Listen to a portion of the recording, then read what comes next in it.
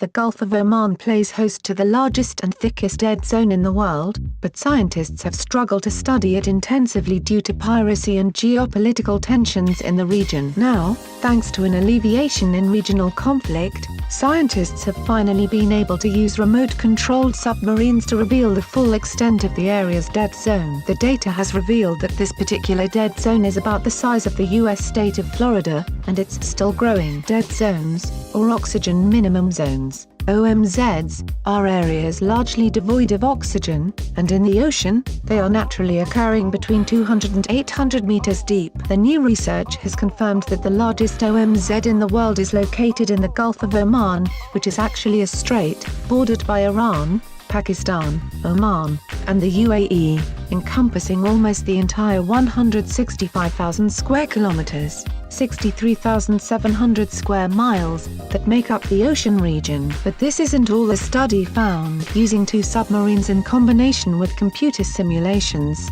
scientists have revealed that since the 1990s, the Gulf's dead zone has experienced a dramatic increase in both size and severity. According to the recent data, the dead zone is now made up of entirely anoxic or suboxic conditions, which is when no oxygen or very low oxygen is present, respectively. Our research shows that the situation is actually worse than feared. The area of dead zone is vast and growing. The ocean is suffocating, lead researcher Bastian Quest said in a statement. All fish, marine plants, and other animals need oxygen, so they can't survive there. It's a real environmental problem, with dire consequences for humans too, who rely on the oceans for food and employment. The growing OMZ also spells bad news for climate change. When oxygen is absent, the chemical cycling of nitrogen changes dramatically. This means that in OMZs, the underlying nitrogen cycle is altered so that it produces more nitrous oxide, a greenhouse gas that is roughly 300 times more potent than carbon dioxide. The problem is made even worse by the fact that the growth of OMZs is strongly linked to climate change. The researchers predict that as the oceans grow warmer, their capacity to hold oxygen will slowly decrease,